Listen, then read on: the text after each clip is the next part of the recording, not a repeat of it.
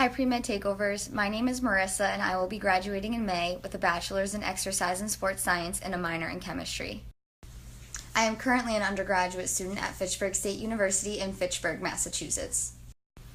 I was just recently accepted into PA school and I will be starting my program in January of 2018. I only actually applied to 2 programs. I was accepted to both and I have chosen to attend PA school at MCPHS University in Manchester, New Hampshire. A little bit of a unique background about me is I actually gained all my patient care hours working as a dental assistant. For high school, I attended a vocational technical school that actually had a dental assisting program. For those of you who don't know what a vocational high school is, it was actually a school where I attended 1 week in academics and then the following week learning about my trade. I originally chose dental assisting because I thought I either wanted to be a dental hygienist or go on to dental school. I've been working as a dental assistant for 5 years, and over time I kind of realized that working with teeth wasn't exactly what I was passionate about. I realized I wanted to work with the body as a whole, so I kind of thought physical therapy would be a great route, which is why I entered into an exercise and sports science major. So I shadowed a physical therapist and realized it wasn't really for me, and then I found out about the PA profession. I loved that a PA had a similar role to a medical doctor, but the schooling was 2 years rather than 4, and they have the ability to switch specialties. After researching the PA profession, I began to reach out and shadow a couple physician assistants, which only reinforced how passionate I was about the field. I spent time shadowing a nurse practitioner in emergency medicine and a PA in urgent care, family care, and in orthopedics. One piece of advice I have for anyone who's questioning what profession they want to work in is to definitely shadow someone in that profession. You will gain the best understanding of a profession by shadowing someone in that field and seeing what they do on a day-to-day basis. So I just got a great question on how I found PAs to shadow. So I went to the chair of my science department at my college to make sure all my prerequisites were in line for PA school. And while I was there, I asked if he had any other advice for me that would be helpful. And that's when he mentioned the name of a PA that worked at urgent care who had graduated from my college. So I was able to get his email address, and I eventually reached out to this PA and shadowed him in urgent care. And then ironically, the PA in urgent care had a fiance who was also a PA, so I was able to shadow her in primary care. If you're still an undergraduate student, you can always ask your professors about alumni who have graduated and who have gone on to PA school. You could also go online, find local PAs that work in your area, and give their office a call and ask if they would be willing to let you shadow. You can always pick up the phone and call a place and ask if they would be willing to let you shadow, because the worst thing they're going to say is no. But that one time they do say yes is going to be a great experience, and from that PA, they'll know other PAs who know other PAs, and that's how you make connections. I called my local emergency department and asked if I could be connected with someone who helps with student shadowing. The orthopedic PA that I'm shadowing, I got her information from another friend who had shadowed her. So the most important thing is ask questions, ask friends, ask teachers, and don't be afraid to call local offices and ask if you can shadow. Just so everyone knows, I'm not Snapchatting and driving. I'm in the passenger seat, my boyfriend is driving. So I've had a couple people ask me about my stats, so I'm going to screenshot that in the next Snapchat.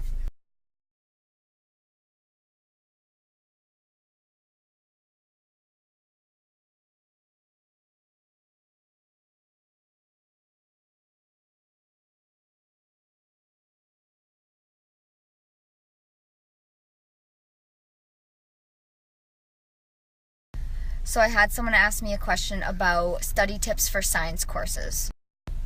So the first tip I have is to ask questions in class. Don't be afraid to ask questions, because that's what really helped me excel in my courses.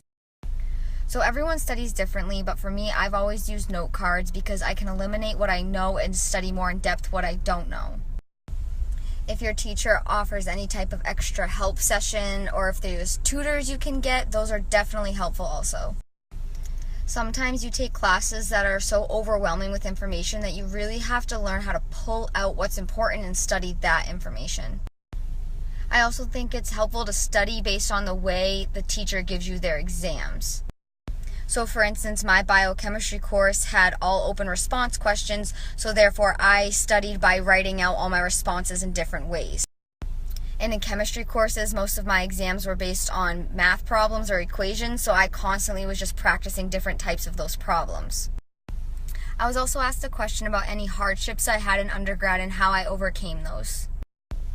In undergrad, I found myself getting overwhelmed very easily because I wanted everything to be perfect. I wanted to do perfect on all my exams, but it's just not possible.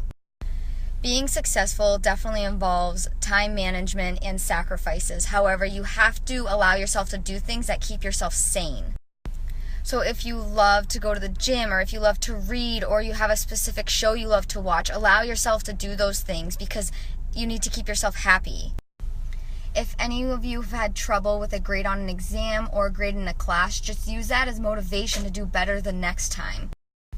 If you do have a bad grade in a class, just be prepared to explain that when you go for an interview for PA school or any other grad school.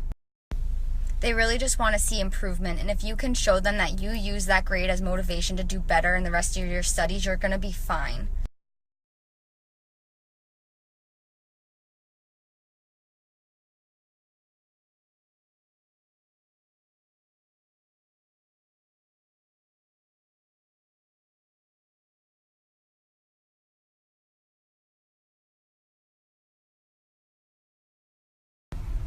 I received a question on how my interviews went. So my 2 interviews were very different. One was more relaxed and one was much more intense. At one school, I had 2 individual interviews with faculty members and a group interview. For the group interview, 8 of us were placed around a table and we all had to come to a consensus on a situation.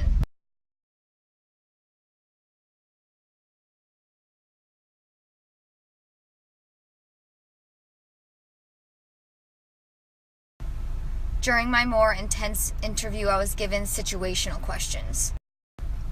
An example is I was asked about a patient who was on medication A prescribed by the physician, but I thought they should be on medication B. How would I handle that?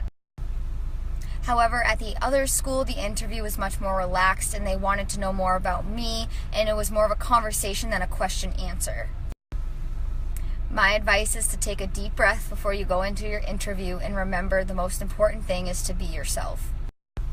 The way I prepared for my interview was a lot of self-reflection, the reasons why I wanted to be a PA and what set me apart. One piece of advice that really helped me when preparing for my interview was to not sound too robotic, to make sure that yourself shows through your interview.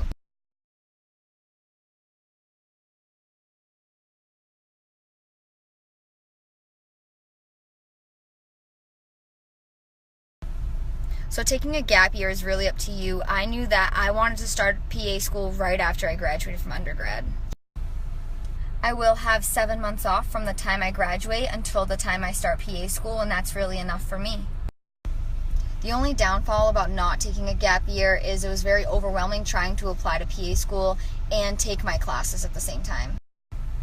But I knew I wanted to start PA school as soon as possible, so that's what I did.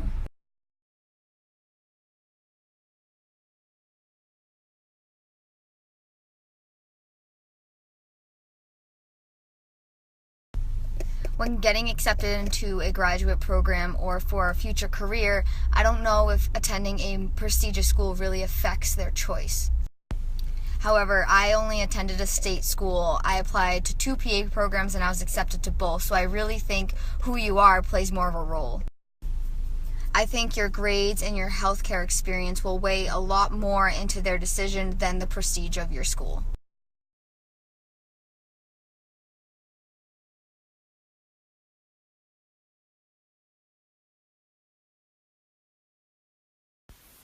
So when you're shadowing, yes, you do follow the professional around, but I think it's a really good idea to ask questions. You want to ask them questions at the right time just because they are very busy throughout the day, but usually they're more than happy to answer your questions.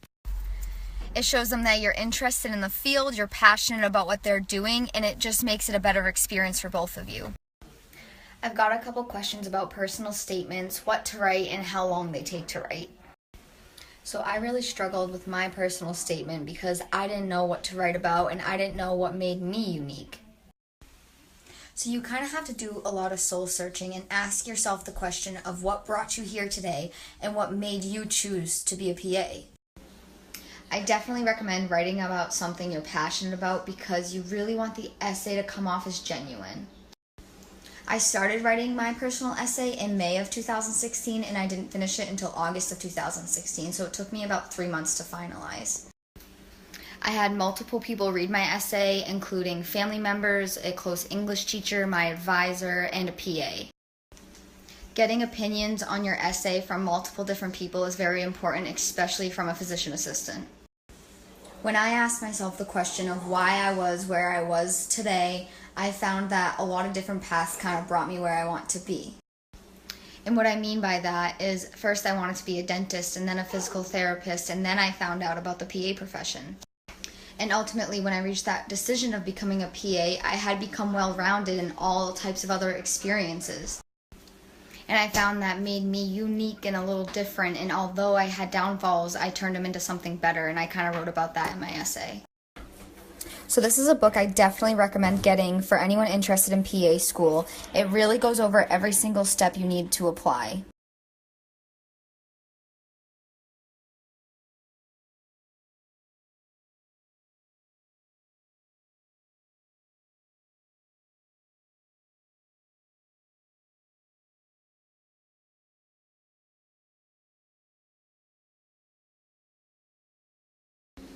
So I knew I wanted to go to PA school in New Hampshire, but I also knew that I wanted to go to a school that had clinical rotations in rural areas. I think large teaching hospitals are great, but I felt like I would get better experience as a student in a rural area at smaller places. I also like that MCPHS incorporated the role of ethnic and cultural diversity into their practice of medicine. It just happened that both schools I applied to did not require the GRE, so I never took it.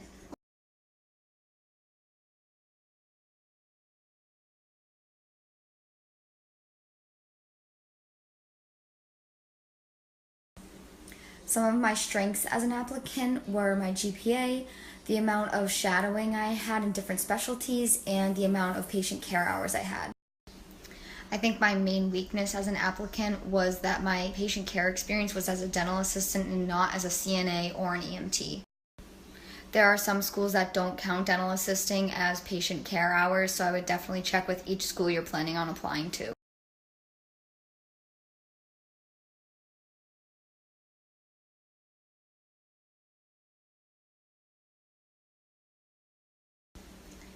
So the two schools I applied to allowed you to have 2 outstanding prerequisites at the time of application. However, every school is very different, so I definitely suggest checking online or calling them to make sure that they allow that many prerequisites outstanding.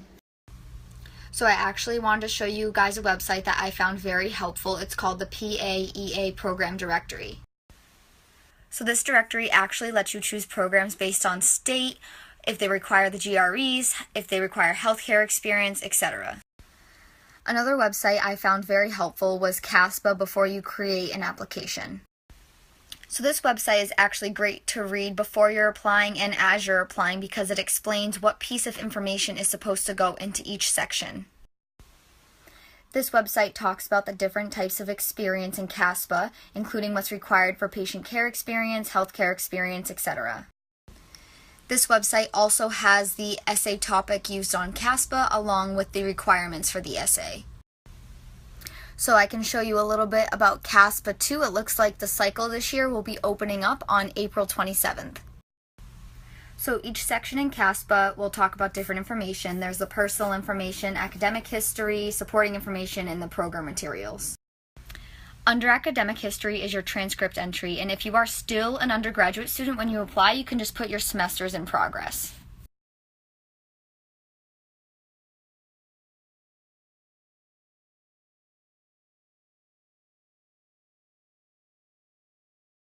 So in your supporting information is where you put your letters of recommendation, your experiences, and also your essay.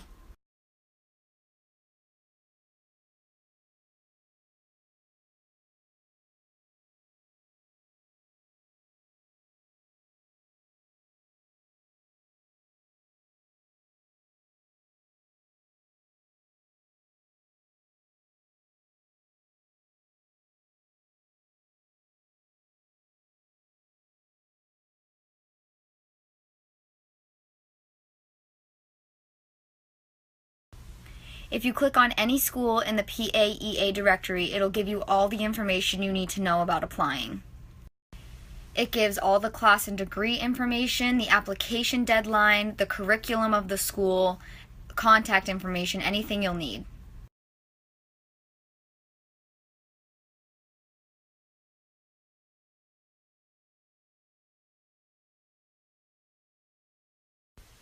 So I just got a question about how the exercise and sports science major stands out among other majors. I love exercise and sports science because I think it's a passion-driven field, and anyone who encompasses it is devoted to what they do. If you really think about it, you can't have anything in life without your health, which is why I feel that it's so important to advocate for health and fitness. In order to get all the prerequisites for PA school, I did have to add on the chem minor with my exercise science major, but I would have never done it any other way. I've come across the greatest professors in exercise and sports science. I have the best advisor in the world, and I really think I've gained more out of my college experience because of it.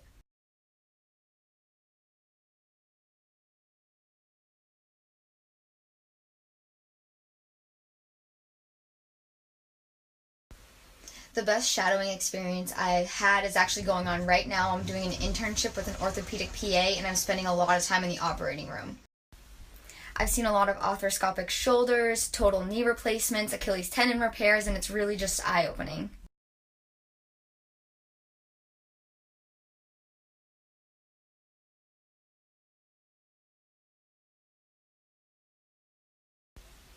So my first piece of advice is to definitely apply as early as possible. So if the application opens up in April, I would suggest start working on your personal essay before then. However, that's not what I did. I was very overwhelmed with school, so I didn't start my essay until May. I didn't finish it until August. I didn't submit my application until August. Even though my school's deadline was in January of 2017, I submitted August of 2016, and I was still in one of their very last interviews. But sometimes life gets in the way, you get busy, and things happen. Anyways, I applied in August. I didn't hear back from my first school until November. I went for an interview, and I was accepted about 2 weeks later. And then for my second school, I applied in August. I didn't hear back until December, interviewed in January, and got accepted in February.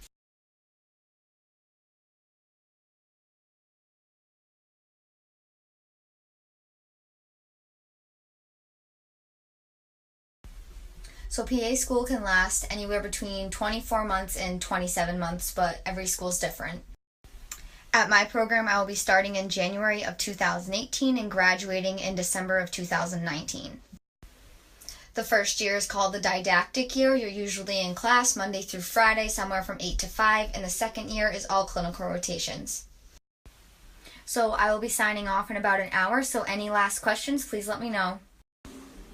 So I will be signing out now, and I want to thank Andrea so much for letting me be on Pre-Med Takeovers today.